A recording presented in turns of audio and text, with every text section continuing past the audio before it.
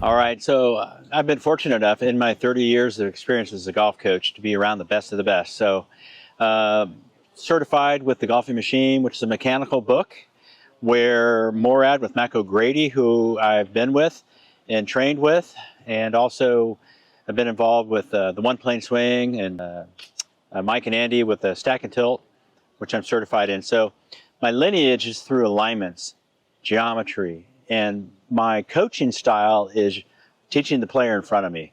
So I try not to get involved with bottling up players, but absolutely getting people to understand how to use their joints efficiently and powerfully, which is leading us to the hands and wrist portion of this video, okay?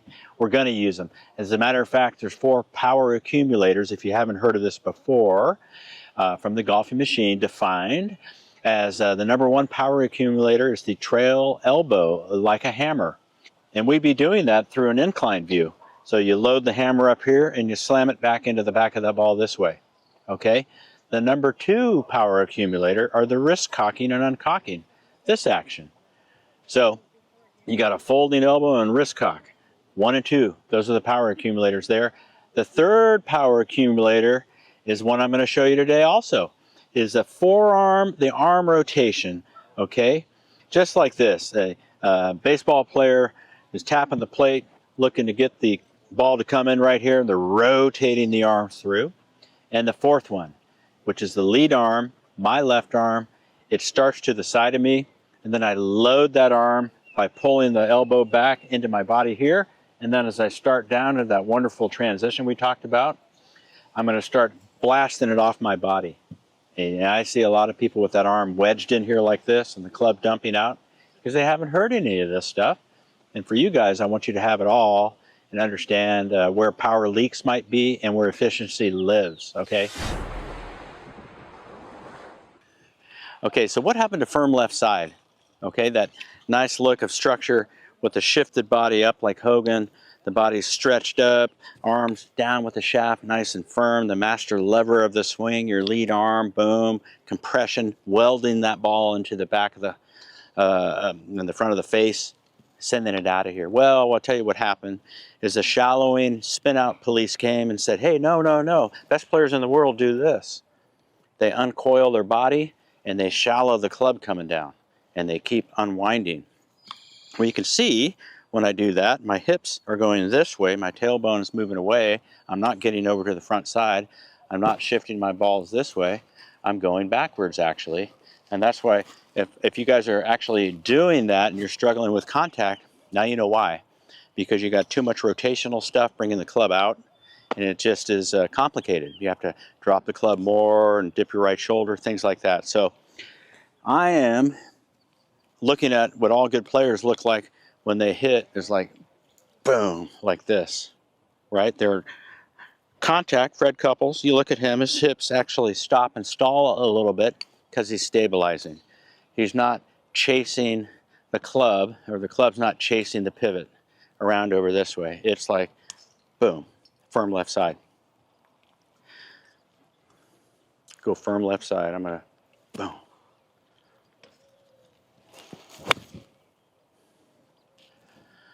Probably heard that. That was Krispy Kreme right there. So, you know, it's out there in social media, all the spin out stuff and, you know, the shallowing and rotation. But you can take a look at the players on the tour.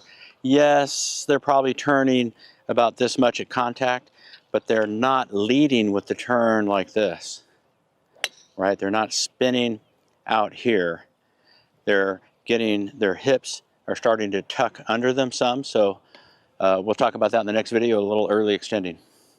All right, so, you know, early extending, that's a big deal, right? Talked about a lot. I mentioned that during our series here that I put for you. But the troubleshooting aspect of it is, well, should I keep my butt on a wall? If you do, you'll look like this. Every good player on the tour, you're going to watch their tailbone start to tuck under as they start into the golf ball. By the time they've made impact, they've changed from, I think the numbers are average about 22 degrees of hip turn down to about 3. Okay? So they are not staying on the wall. Safety is when you start to push the tailbone underneath.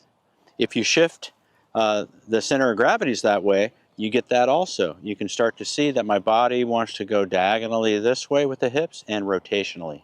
Okay, so it's a farce, I think. You know, this whole thing that came out with, you know, early extension is still questions that get asked a lot because it's all over the internet. The social media is just really provides us with business, right? But I don't want that for you guys. I want you to understand, hey, so I don't stay. Matter of fact, I just had a YouTube video I sent out, and the player said, hey, it looks like you had early extension. And I go, well, good. How much? About, it's like, hey, if I want to like hit something far, you know, we start bent and then we got to come up. That's a snapping of the body, and it's proper. So in other words, don't go shallow, don't spin out. One more.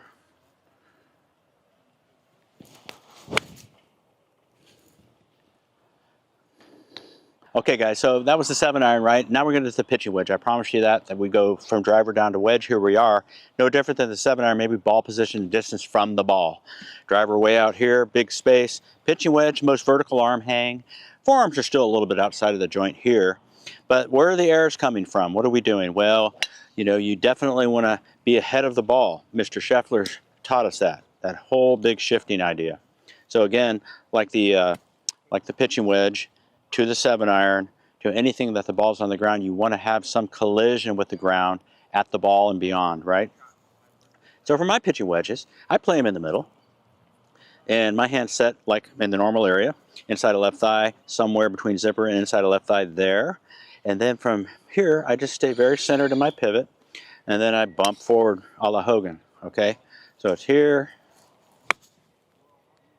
little chip shot. You see the divot, and you can see the dirt fly on the forward side of the ball. Okay? So I want to make just full swing for you, though.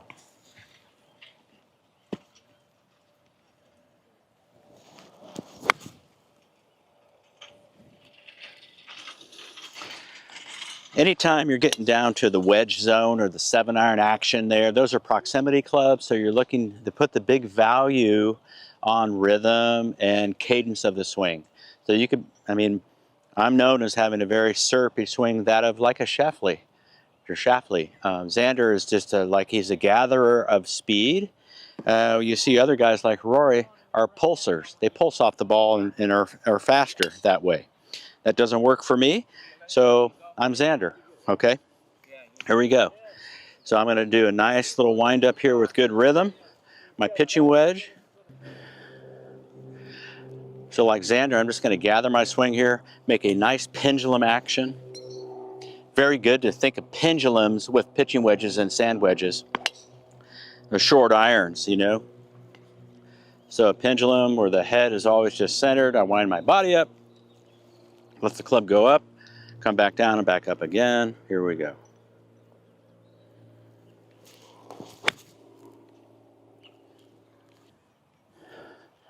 All right. So I got 3 more balls to hit for you. Very similar to the 7-iron. I definitely want to be transferring forward. Like I was saying, I got Xander style rhythm where I'm a gatherer of speed, and you want just rhythm and smooth acceleration with the wedges. So here we go.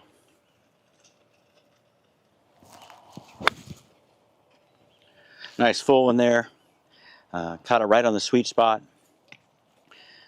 Going into the grain with the Bermuda. It's a little bit different for us California guys, but hey, challenges are to be met in this game. You should Google, while I'm thinking about the Google Sean Connery on golf on YouTube, even Instagram. He's got some great things to say about had some great things to say about this awesome game of golf. I'll put it on my website. I think it would be really good. All right, rhythm. You can see the full follow through as well, right? Pivot trains coming through. I'm just like rhythmic coming through the transfer and the finish. Last ball of the season right here. Full swing. So I added some more yardage there. Just went at it a little bit harder. Good wedge players, you'll be able to do that, but as far as the contact stuff, you got to get that first. That contact comes from the shifting. Transfer that lower center of gravity, like I was saying, the CG there. Making sure that the ball is going to get hit and maybe striking the ground. Practice swings are going to be towards the instep of that foot, always transferring right there, getting free shaft lean and good contact. Balance finish, and we're good to go. All right, if you've skipped over some of the other things, you should hop back into the beginning and check in about some of the alignments that go with a good ball striking itinerary. It's like if you're a little bit off with your grip, or maybe your shaft lean is not quite where it should be at address, or your knee bend and all the posturing stuff, it will have a ripple effect through all of the things that you're doing. Okay, so check in on the grip, stance, posture stuff in the very beginning before we start moving the club away. To spot check, use a mirror for a resource, and I hope to see you out here in Puerto Vallarta for one of our golf schools, or make your own custom group. We'll take care of you out here, play some wonderful golf at the Nicholas Weiskopf and Marina courses. All right, guys, I want to be your coach this season. I know for me, before I found coaching, I was no good. I was frustrated, I was upset. I didn't even want to go to the range or the golf course sometimes. And then when I found a great coach, it gave me the solutions and the answers that showed up on the golf course. Some of those I'm going to show you today. That was shared with me that I want to share with you to make you... Hey guys, what's going on? It's Gorminator here. Check that link down below in the description. Website's ready for you. It's full of videos to help you with your own game, right? Faults and fixes folders, videos to help you with your driver. Maybe you're slicing the driver, maybe you want to hit it further. Also, a driving range folder. That's right. Drills to help you stay focused in there. When you guys come to the range, I want you to do focused work, not just hit balls all over the place. So check that link down below, and we'll see you on the other side.